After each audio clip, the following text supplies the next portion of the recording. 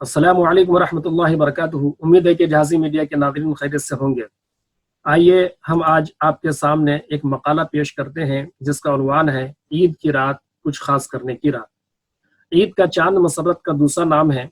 چاند نظر آتے ہی رمضان کے شیڈول لائف سے آزادی کے احساس بسا اوقات ہمیں غفلت میں مبتلا کر دیتا ہے، جس کا نتیجہ یہ نکلتا ہے کہ فرائض و نوافل اور ذکر و تلاوت کے اہتمام کی جگہ عید کی مصروفیات ہمیں گھیر لیتی ہے، اور اس طرح سے ہم عید کی رات میں عبادات الہی سے غفلت کے شکار ہو جاتے ہیں۔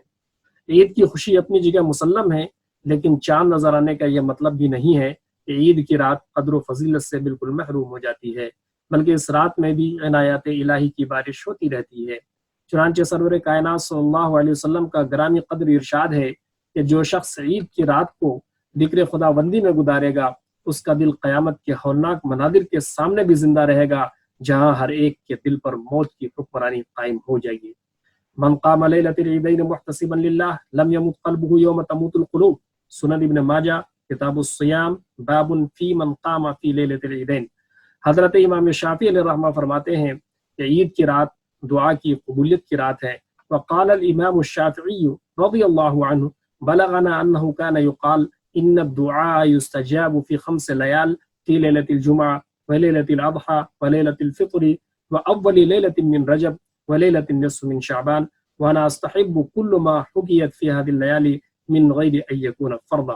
کتاب الام جلد نمبر 1 صفحہ نمبر 264۔ حضرت ابن عباس رضی اللہ عنہ کی ایک طویل حدیث میں ہے کہ عید الفطر کی رات در حقیقت انعام و اکرام کی رات ہوتی ہے۔ اس رات کو اللہ تعالی اپنے بندوں کو خوب نوازتا ہے اور کسی سائل کو بھی محروم نہیں کرتا۔ فَإِذَا كَانَتْ لَيْلَةُ الْفِطْرِ سُمِّيَتْ تِلْكَ اللَّيْلَةُ لَيْلَةَ الْجَائِزَةِ شُعَبُ الْإِيمَانِ لِلْبَيْهَقِي کتاب الصیام باب جزاء الاجیر۔ لہذا ہماری کوشش یہ ہونی چاہیے کہ اس رات کو صرف عید کی تیاری میں نہیں بلکہ نماز اور ذکر اور دعا میں گزاریں۔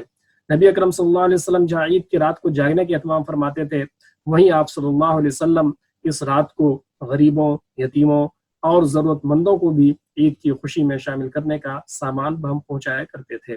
آپ صلی اللہ علیہ وسلم کا معمول تھا کہ عید کا چاند نظر آنے کے بعد اعتکاف سے گھر آ کر ازواج مطہرات کے حال احوال پوچھتے، پھر عشاء کے بعد ضرورت مندوں میں فطرہ تقسیم فرمایا کرتے تھے۔ روزہ داری، بندگی، فطرہ، زکوٰۃ۔ روزہ داری، بندگی، فطرہ، زکوٰۃ اصل میں ہے یہ حقیقت عید کی۔ مفلسوں کو وقت پر دے دو زکوٰۃ، وہ کریں پوری ضرورت عید کی۔ ان ارشادات گرامی اور خود اسوہ نبوی صلی اللہ علیہ وسلم پر عمل کرتے ہوئے آئیے عہد کرتے ہیں کہ اس عید کی رات کو ایک خاص رات بنائیں گے، قیام رات کر کے، اللہ کے حضور گڑ گڑا کر کے اور ضرورت مندوں کی ضرورت پوری کر کے۔